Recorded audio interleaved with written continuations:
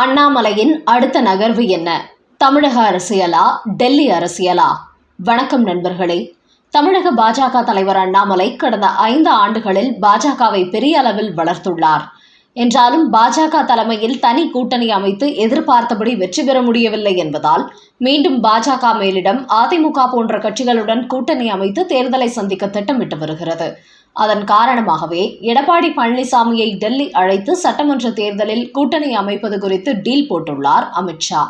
இந்த நேரத்தில் தமிழக பாஜகவில் எடப்பாடியுடன் ஒத்துப்போகக்கூடிய தலைவர் இருந்தால் மட்டுமே பிரச்சனை இல்லாமல் இருக்கும், இல்லை என்றால் அதுவே தேர்தல் வெற்றியை பாதிக்கும் என்று அண்ணாமலையை தலைவர் பதவியிலிருந்து மாற்றப் போவதாக செய்திகள் வெளியாகி வருகின்றன. அதற்கேற்ப அண்ணாமலையும் என்னால் யாருக்கும் எந்த பிரச்சனையும் இருக்காது, பாஜகவின் தொண்டராக இருந்தும் கூட உழைப்பதற்கு நான் தயாராக இருக்கிறேன் என ஒரு பேட்டியில் கூறியிருந்தார். இந்த நிலையில் சி ஓட்டார் அமைப்பின் நிறுவனர் யஷ்வந்த் தேஷ்முக் வெளியிட்டுள்ள ஒரு செய்தியில், அதிமுகவுடன் கூட்டணி வைக்க வேண்டுமானால் அண்ணாமலையை தலைவர் பதவியிலிருந்து மாற்றலாம், மற்றபடி அவரை எந்த காலத்திலும் ப்ரமோட் செய்ய மாட்டார்கள். காரணம், தமிழ்நாட்டில் அண்ணாமலை தான் பாஜகவின் நவீன முகமாக இருக்கிறார். தென்னிந்தியாவில் அவரை தவிர வேறு எந்த பாஜக தலைவர்களும் இந்த அளவுக்கு ஆக்டிவாக இல்லை. அதனால் தமிழக பாஜக தலைவர் பதவியிலிருந்து அவர் மாற்றப்பட்டாலும் ராஜ்யசபா எம்பி ஆகி மத்திய அமைச்சராக பதவி உயர்வு அளிப்பார்கள். அது வேண்டுமானால் நடப்பதற்கு வாய்ப்புள்ளது என்று அவர் கூறியுள்ளார். ஆனால் டெல்லியில் அமித்ஷாவிடம் அண்ணாமலை நடத்திய பேச்சுவார்த்தையில் டெல்லி அரசியலுக்கு வருவதில் எனக்கு விருப்பமில்லை என்று கூறியுள்ள அண்ணாமலை மாநில அரசியலில் தொடர்ந்து செயல்பட இருப்பதாகவும் கூறியிருக்கிறார். அதோடு தமிழ்நாடு அரசியலில் தான் என்னால் சாதிக்க முடியும், எதிர்காலத்தில் முக்கிய இடத்துக்கு பாஜகவை கொண்டு வர முடியும் என்கிற நம்பிக்கை எனக்கு உள்ளது.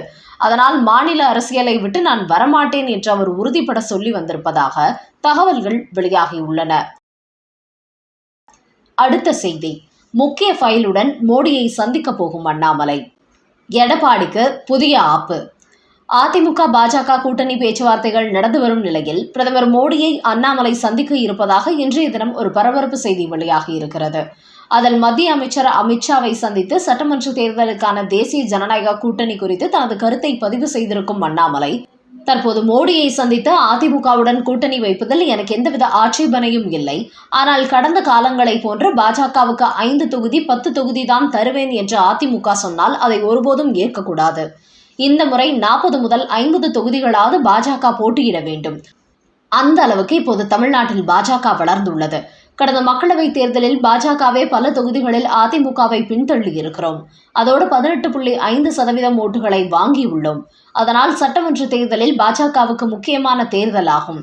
நமக்கு வெற்றி வாய்ப்புள்ள தொகுதிகளை மட்டுமே கொடுக்க வேண்டும் என்று சொல்லி தமிழகத்தில் பாஜகவுக்கு வெற்றி வாய்ப்புள்ள தொகுதிகளாக பட்டியல் போட்டு அதை மோடியிடம் கொடுக்க போகிறார் அண்ணாமலை. இதுபோன்ற உடன்பாட்டுக்கு ஒத்து வராமல் நாங்கள் கொடுக்கும் தொகுதிகளில் தான் நீங்கள் போட்டியிட வேண்டும் என்று எடப்பாடி பழனிசாமி சொன்னால் அதை பாஜக ஒருபோதும் ஏற்கக்கூடாது. இதற்கெல்லாம் மேலாக எடப்பாடி பழனிசாமியை முதலமைச்சராக்க வேண்டும் என்று டெல்லி பாஜக முயற்சிக்கக்கூடாது. வேறு ஒரு நல்ல நபரை என்டிஏவின் முதல்வர் வேட்பாளராக களமிறக்க வேண்டும். முக்கியமாக ஆட்சி அதிகாரத்தில் பங்கு கேட்க வேண்டும். கூட்டணி ஆட்சிதான் அமைக்க வேண்டும். அதற்கான அனைத்து உடன்படிக்கைகளிலும் இப்போதே போடப்பட்டுவிட வேண்டும் என்று கூறப்போகும் அண்ணாமலை, கடந்த காலங்களில் எடப்பாடி பழனிசாமி எப்படியெல்லாம் கடைசி நேரத்தில் குழப்பத்தை ஏற்படுத்தினார், பாஜகவை ஓரங்கட்ட எப்படிப்பட்ட தொகுதிகளை மட்டுமே ஒதுக்கி கொடுத்தார் என்பது போன்ற பல விவகாரங்களையும் பிரதமர் மோடியிடத்தில் தெரிவிப்பதற்காக அண்ணாமலை டெல்லி செல்ல போகிறார். அதனால் மோடி அண்ணாமலையின் இந்த சந்திப்பு முக்கியத்துவம் வாய்ந்ததாக பார்க்கப்படுகிறது. அடுத்த செய்தி, மீண்டும் பாஜக தலைவர் பதவி. அண்ணாமலைக்கு டெல்லி மேலிடம் கொடுத்த 2 ஆப்ஷன். வருகிற 10ஆம் தேதி நடக்கப் போகும் புதிய ட்விஸ்ட். தற்போது தேசிய பாஜகவின் புதிய தலைவர் நியமிக்கப்பட உள்ள நிலையில் 10க்கும் மேற்பட்ட பாஜக மாநில தலைவர்களும் புதிதாக நியமிக்கப்பட உள்ளார்கள். அதற்காக ஏப்ரல் 8, 9, 10ஆம் தேதிகளில் மாநில தலைவர் பதவிகளுக்கு தேர்தல் நடைபெற உள்ளது. தமிழகத்தில் தேர்தல் நடத்த மேலிட பார்வையாளராக மத்திய அமைச்சர் கிஷன் ரெட்டி சென்னை வரப்போகிறார். அதோடு தேசிய ஜனநாயக கூட்டணிக்குள் அதிமுக வர வேண்டும் என்றால் தலைவர் பதவியிலிருந்து அண்ணாமலையை நீக்க வேண்டும் என்று அதிமுக சார்பில் விதிக்கப்பட்ட நிபந்தனையை டெல்லி பாஜக ஏற்கவில்லை என்றும் கூறப்படுகிறது. அவரை தலைவராக நியமிப்பதும் மாற்றுவதும் எங்களது தனிப்பட்ட விவகாரம். அதனால் எங்கள் உட்கட்சி விவகாரத்தில் எல்லாம் நீங்கள் தலையிடக்கூடாது என்று அமித்ஷா தடாலடியாக கூறிவிட்டாராம். அதே சமயம் கட்சி மேலிடம் எடுக்கும் முடிவுகளுக்கு அண்ணாமலை கட்டுப்பட வேண்டும். அதற்கு அவர் உடன்பட்டு வந்தால் வருகிற 8, 9, 10ஆம் தேதிகளில் நடைபெறும் பாஜக மாநில தலைவர் தேர்தலில் மீண்டும் தலைவர் பதவிக்கு போட்டியிடலாம் என்றும் அண்ணாமலையை டெல்லி மேலிடம் அறிவித்துள்ளது. குறிப்பாக சட்டசபை தேர்தல் சம்பந்தப்பட்ட கூட்டணி மற்றும் தொகுதி பங்கீடு என அனைத்து முடிவுகளையும் டெல்லி மேலிடத்திற்கு கையிலே அண்ணாமலை விட்டுவிட வேண்டும். அதற்கு சம்மதிக்கும் பட்சத்தில் மீண்டும் தலைவர் பதவிக்கு அவர் போட்டியிடலாம் என்றும் அண்ணாமலைக்கு அமித்ஷா தெரிவித்துள்ளாராம். அதனால் மீண்டும் அண்ணாமலை பாஜக தலைவராக தேர்வு செய்யப்படுவதற்கு அதிக வாய்ப்புள்ளது என்று பாஜக மேல்நிலை தலைவர்கள் தெரிவிக்கிறார்கள். குறிப்பாக தமிழக பாஜகவில் அண்ணாமலை இல்லாமல் இன்னொருவர் தலைவராக இருந்தால் பாஜகவின் வளர்ச்சி பெரிய அளவில் பாதிக்கும் என்பதனால் கூட்டணிக்காக அண்ணாமலையை காவு கொடுத்து டெல்லி மேலிடமும் தயாராக இல்லையாம். அதன் காரணமாகவே மீண்டும் தமிழக பாஜகவின் தலைவராக தொடர்ந்தால் கூட்டணி தொகுதி பங்கீடு விவகாரங்களில் தலையிடாமல் இருந்தால் போதும் என்று அண்ணாமலைக்கு ஒரு நிபந்தனை விதிக்கப்பட்டிருக்கிறதாம். அதனால் டெல்லி பாஜகவின் இந்த சட்ட திட்டங்களுக்கு உடன்படும் பட்சத்தில் மீண்டும் வருகிற 8ஆம் தேதி நடைபெறும் பாஜக மாநில தலைவர் தேர்தலில் அவரும் கலந்து கொள்வார் என்பது தெரிய வந்துள்ளது.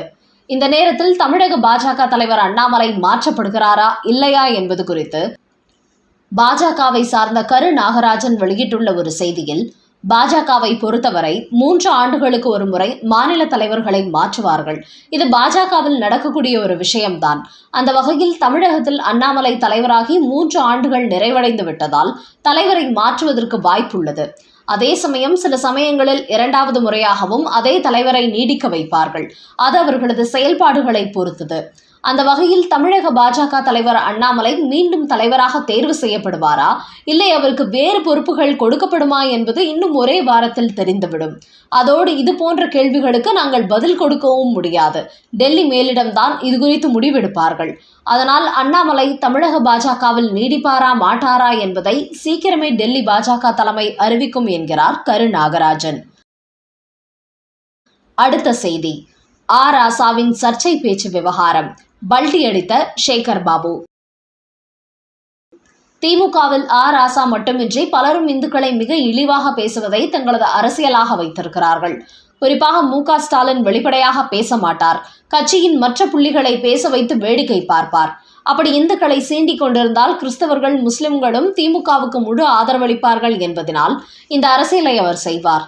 இந்த நேரத்தில்தான் நேற்று திமுகவினர் நெற்றியில் விபூதி அணியாதீர்கள், குறிப்பாக திமுகவினர் கரை வேஷ்டி கட்டினால் நெற்றியில் உள்ள விபூதியை அழித்து விடுங்கள், காரணம் திமுகவினர் யார், சங்கிகள் யார் என்ற அடையாளமே தெரியவில்லை என்று சொல்லி ஒரு சர்ச்சையை ஏற்படுத்தியிருந்தார் ராசா. அதையடுத்து பாஜகவின் ராஜா இப்படி இந்துக்களை பார்த்து சொல்லும் ராசா கிறிஸ்தவர்களை சிலுவை அணியக்கூடாது, முஸ்லிம்களை தலையில் தொப்பி வைக்கக்கூடாது என்று சொல்வாரா என்று கேள்வி எழுப்பியிருந்தார். இந்த நிலையில் இதுகுறித்து இன்று திமுக அமைச்சர் சேகர் பாபுவிடத்தில் மீடியாக்கள் கேள்வி கேட்டார்கள். அப்போது இப்படி ஒரு கருத்தை முதலமைச்சர் மு.க. ஸ்டாலின் சொல்லவே இல்லை, இது ராசாவின் சொந்த கருத்து. இப்போது என்னை எடுத்துக்கொண்டால் நான் கூட நெற்றியில் விபூதி வைத்திருக்கிறேன், திமுக வேஷ்டி கட்டும் போது விபூதி பூசுகிறேன், அதனால் ராசா பேச்சையெல்லாம் நீங்கள் கருத்தில் எடுத்துக்கொள்ள வேண்டாம் என்று ஒரு பதிலளித்துள்ளார் அமைச்சர் சேகர் பாபு. நண்பர்களே, தமிழக பாஜக தலைவர் அண்ணாமலையை மாற்ற இருப்பதாக கூறப்படும் நிலையில் தற்போது டெல்லி மேலிடம் அவருக்கு 2 ஆப்ஷன் கொடுத்திருப்பதாக ஒரு தகவல் வெளியாகி இருப்பது மற்றும் ஏப்ரல் 10ஆம் தேதி நடைபெறும் பாஜக தலைவர் தேர்தலுக்கு முன்பு பிரதமர் மோடி சந்தித்து எடப்பாடி பழனிசாமி குறித்த ஒரு முக்கிய ஃபைலை கொடுப்பதற்கு அண்ணாமலை திட்டமிட்டு வருவது குறித்த உங்களோட கருத்துக்களை கமெண்ட் பாக்ஸில் பதிவிடவும். நன்றி, வணக்கம்.